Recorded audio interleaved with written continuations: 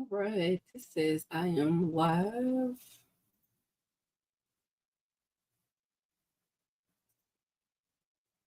Cool. Oh, wow. So I am live streaming live right now on several different platforms, and I wanted to play with this. This is so cool. But yeah, so I'm trying new things. So shout out to me. Greetings to you. Hello. This is Dr. Kim of Align with Dr. Kim, where we heal from burnout and create balance. So I am coming to you in an audio live on this day to talk about reclaiming your energy and your time with the power of setting boundaries. Those of you all who are on your boundaries journey, shout out to you. Um, I know you can identify with me that, when things get real, they really get real, right? So let me tell you about this. When I first started my journey in understanding boundaries, I had no idea what a boundary was. I was not at a therapist or anything like that. I just knew I was in doormat central.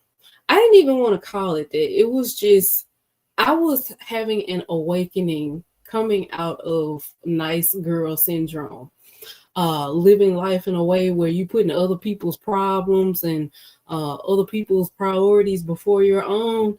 Yeah, I was there. I was there, and I'm so glad.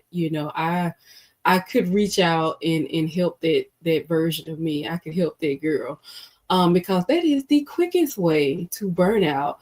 That is a really fast way to wanting a do-over where you're just in the background watching yourself pour out your whole life, your goodness, your grace, your kindness to everybody else, and not doing anything for yourself.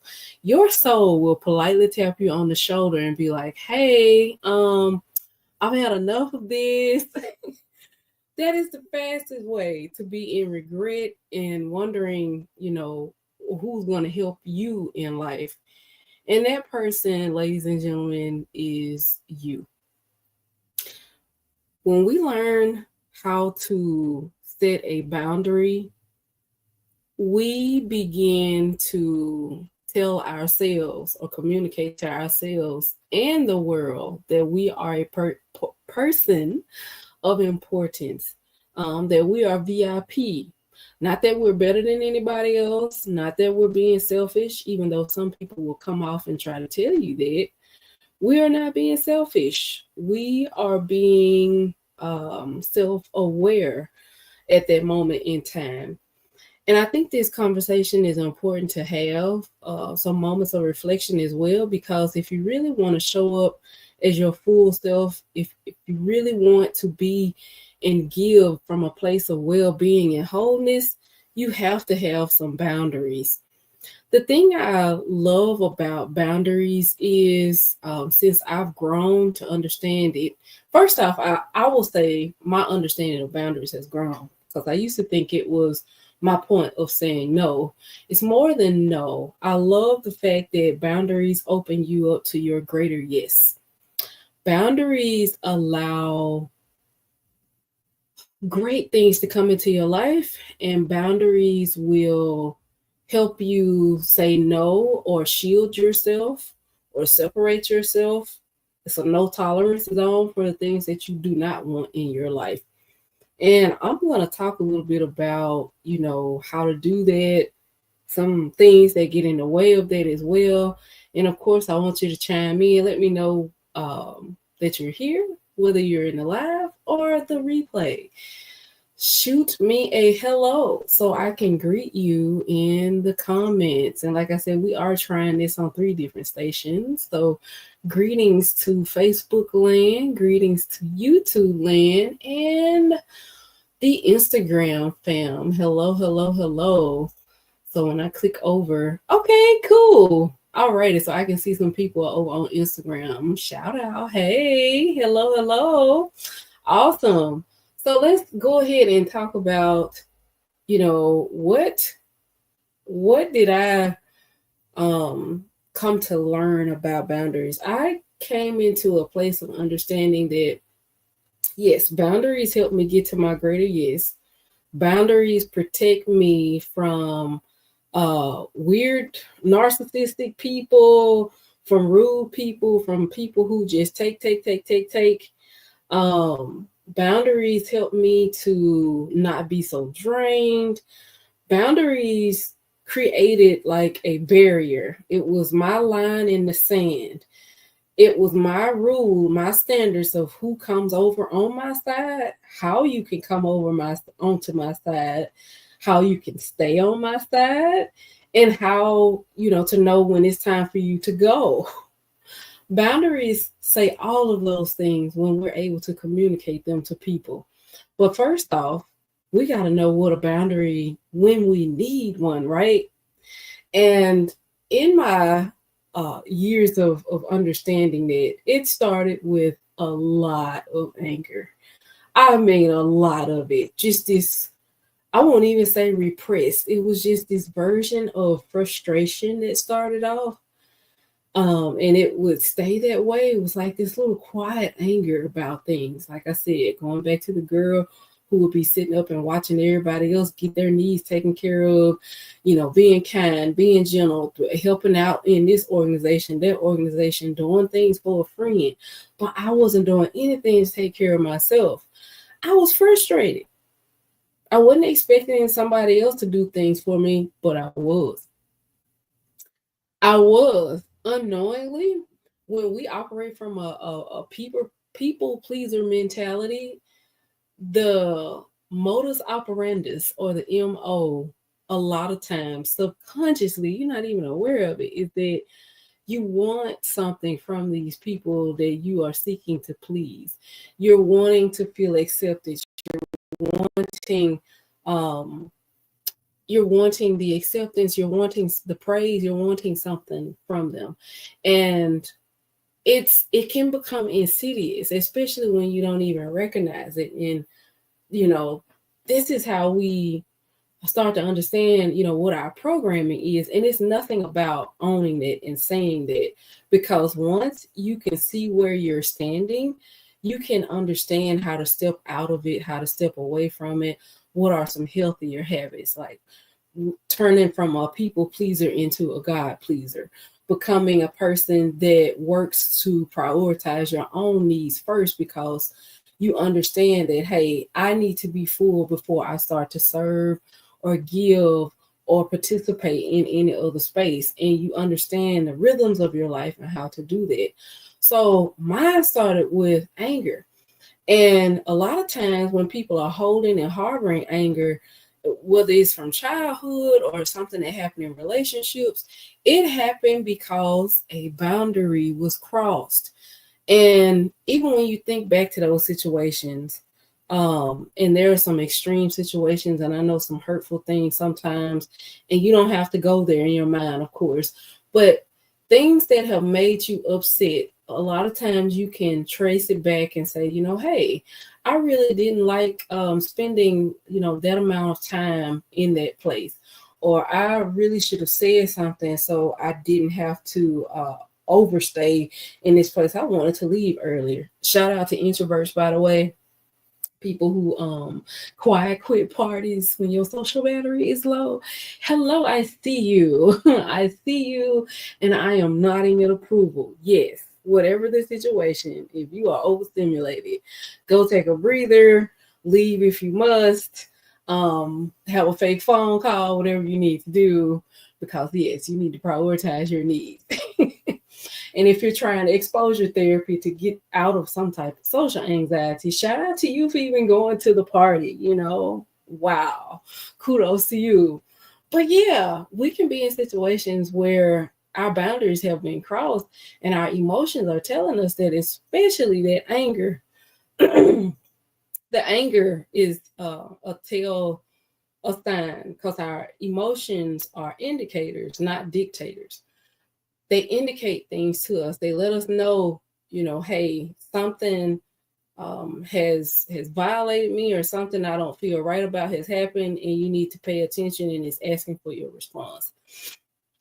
And as I've grown as well, I've come to understand, how do you know you need to set a boundary somewhere? If it's someplace that something is so frustrating, or if you've noticed that something has gone really well, you want to evaluate those moments where something has gone really well also, and recognize, like, what boundaries were here in this place, that caused me to really enjoy this space. Did people respect my time here? Did people respect my space here? What was it that helped me with it? I'm gonna take a sip of water because I definitely want to finish this live. So, what type of things can we become aware of? Also, just asking yourself, what do I need for my well being? For example, if you're looking in the area of work, I don't know why that just popped in my head. If it's your job, your career, your business, or something like that, okay, what do I need to be completely well in this area? If I need to be refreshed so I can get up in the morning and make my calls, I need to get a certain amount of hours of sleep. And so that means you're going to set limits with not only, the people in your household or the people on your phone, the people that contact you. You're going to communicate those things, but you're also going to have limits with yourself. And ladies and gentlemen, that can be an entire other live, with how to set boundaries for yourself, and the problems and the things that get in the way, and the psyche of that. Because when it comes to us keeping our word to ourselves, oh, that is a huge practice. And shout out to people who are going into the winter arc, people who are doing 75 soft or 30-day challenges or 75-day challenges. I say 75 soft, but I know it's 75 hard. But shout out to you if you are going into your personal development journey and you're building that consistency and keeping that word with yourself. You're practicing boundaries and limits with yourself. The digital age, y'all can't see me right now, but I'm holding up my cell phone. It's right here beside me. I have to set well-being limits on my phone, or else I will be scrolling until something really bad happens. And I don't mean really bad like that. I mean, there are consequences to things, which we're gonna talk about that too. There's pain that I want to avoid. I can't sit here and scroll into my phone and like miss my bedtime. I'm not gonna be fresh in the morning. And right now I'm healing, so you need your healing time. You need your beauty rest. You need to recharge your system so you can be well for the next day. All of those things are so important when you are holding your word for yourself, when you are looking out for your own needs and your own well-being. Is we have to have those limits set in place. And I used to hate the word discipline. Not hate it, I had a strong dislike for it, because the way I grew up, my father was military, things like that, and so there were a lot of harsh things behind words like discipline and consistency and persistence and stuff like that. And I understood eventually that this is a self-love thing. If I love myself, of course I'm going to say no to things that get in the way of me doing things that's going to help me. That's an act of love with myself. Of course, I'm gonna turn away distractions and things that cause me pain. If it's something that's in the way, I'm going to love myself and move it so I can bring in those things that actually help me, right? And I know you're doing the same thing as well, because you are also on this journey to well-being and being your best self and growing as you should grow, and doing things how that completely make you excited. You want to have the energy to do those things, right? Yes, you do. So recognizing and identifying what exactly your boundaries are. Next thing is communicating them. Like, once we find out we got a boundary somewhere, like, yeah, you got to say something. And for the people in the back who you never want to get into confrontation, I'm going to call you to the front of the room right now. Yes, make your way down the aisle. Come to the front, come to the front, please. Yes, you right there. I see you. Honey, I'm gonna say this nicely. Sometimes you're gonna have to hurt people's feelings so they can get off your toes. And what I mean by that is it's okay to tell people what they need to know. We can't expect that people know that they're stepping on our toes. And I say stepping on our toes because that means a boundary has been crossed or something is causing you some type of pain. That was my revelation with it. That was how God gave it to me. God was like, if this person come in your face and they just walking along. That's how they doing in life. And they step on your foot, you just gonna be quiet. Like, no, you gonna say, ouch, you gonna say, get off my foot, something like that. When I tell you I got that revelation, this was so ingrained in me and like I said, this was my era of coming out of the nice girl syndrome. And I know there's a nice guy syndrome as well too. It's like you have to have some boundaries. You have to communicate, and let people know what's going on with you some type of way. This was so ingrained into me. I remember getting my hair done and I was sitting there crying in silence because the lady was burning me. She's like, baby, why you didn't say nothing? And I never went back to that lady again. I remember that as a kid because it was just my mama would, before you go to places, they tell you, hey, don't embarrass your family, don't do this, don't do that. But you have to speak up. You have to learn to have your voice and own your voice and know that your voice is important. And I pray God puts you around people that encourage you to use your voice. That is an encouraging thing to encourage other people to use their voices as well and to tell them, hey, it's okay to speak up about this. How else will people know? Now, if I'm in a beauty shop, homegirl was installing some hair on my head. And I don't know why, for the love of the Lord, she put that hot comb directly to my head. I was like, you can't pick the hair up and go. That's what I was thinking. I was thinking it to myself. A little bit of, my hyper independence was trying to hop in and like, I could have did this myself at home. Sit here and burn me and pay. But no, that's beside the point. What I'm saying is we have to alert people when they are causing us harm. We have to say things. And the people that I call up to the front of the room that don't like confrontation, you are the main ones that need to say something when something is not right.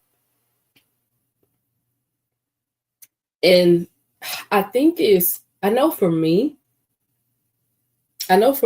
it was that fear of the reaction or the response that I would get from someone else once I spoke up, right? Because a lot of times when we were younger and we were getting into our voice and understanding the power of our voice and us saying something, we would either get reprimanded for it, you get fussed about it, or something would make you feel completely uncomfortable after you spoke up. But this is the thing about maturing and healing, is that you're not that younger person anymore. You have the right and the ability to speak to that person and realize that, hey, you're safe. I'm here with you. You can validate within yourself and say, hey, it's right for me to say this. You can reason within yourself. Some circles, they call it self-parenting, but affirming yourself while you're in that moment, whatever it is that you need to speak up and communicate a boundary about, because people need to know. We can't expect people to understand and to read our minds. That's being unfair to them.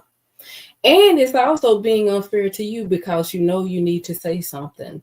And speaking and saying those things in an assertive way is a practice. It takes time. It really does. What I mean by assertive is you're saying things with love. You're saying them gently, but you're also being firm about it. You're not asking a question. You don't have a question mark in your voice. like you heard the inflection when I went up, could you please get off my toes? It's different from move away from my toes, please. Thank you. That's an assertive tone. That's an assertive way of saying it. Also, what gets in the way of us communicating those boundaries is thinking that it'll be okay. It's all right. And that's the underlying problem with it is you're communicating to yourself that your needs don't matter. And you've been in that type of position for so long, you're agreeing with it. And that's the place that you have to come out of. And you have to come out of the back of the room and come into the front of the room and say, I matter. I am starting to speak up now. Matter of fact, if that's something that you know you need to do with communicating your boundaries better, I want you to put that in the comments. Just right here, right now, because your words are powerful. And when you decree and declare something, it comes to you. It happens for you as well. So some of the things that I talked about, there are some other things too to overcome.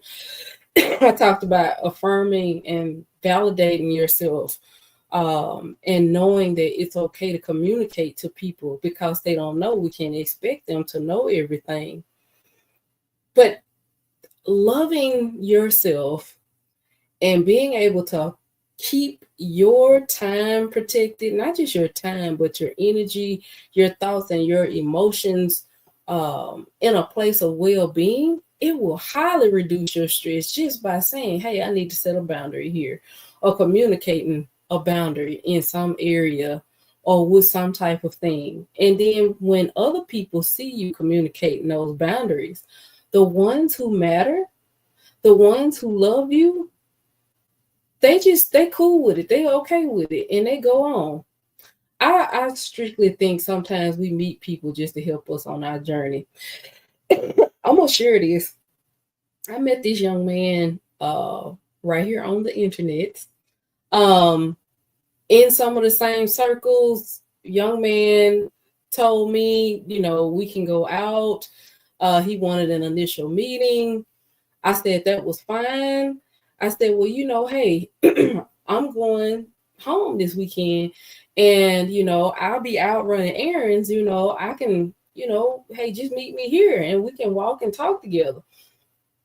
And his suggestion was, well, I really don't have a car right now. So, you could just come in front of the cafe. We ain't even got to go on the inside and, we can meet like that. And I said, no, I told you I'm running errands and, you could come to where I am. Somebody can drop you off. And his response was, I don't do stuff like that. I don't go to Walmart, for no first date. And I said, okay, I respected that. I respected that. And, I said, well, sir, I told you what, I'm available for. You said you weren't available for that. This isn't going to happen. Have a nice day. And I got off the phone. I said, man, that was so smooth. And I know some of y'all thinking like, yo, that's crazy. That dude wanted to meet you in front of the cafe in a car, in your car, wanted you to drive to him. Yes, that's a whole nother episode as well. But I say that to say sometimes we get people that come along to way to let us know how far we've grown. Boundaries are going to come up. Your boundaries journey, you're going to see how far you've grown in just about every relationship you have. The relationship with yourself, the things you do, the habits, the behaviors that you have, the limits that you set, all of those things will make allowances for this greater version of you to start coming out and to elevate. Once you start saying yes to the things that work for you, and you are allowed to say those things, you're allowed to give yourself permission for life to work out extremely well for you. No matter what happens, it's not happening to you, but it's always happening for you. Well, hey, this is my time to exit now. I'm definitely going to catch up later, and I'll be reading in the comments to see what are you working on. Let me know that in the comments. And if you found this helpful, share this with somebody. And once again, I will see you in the next one.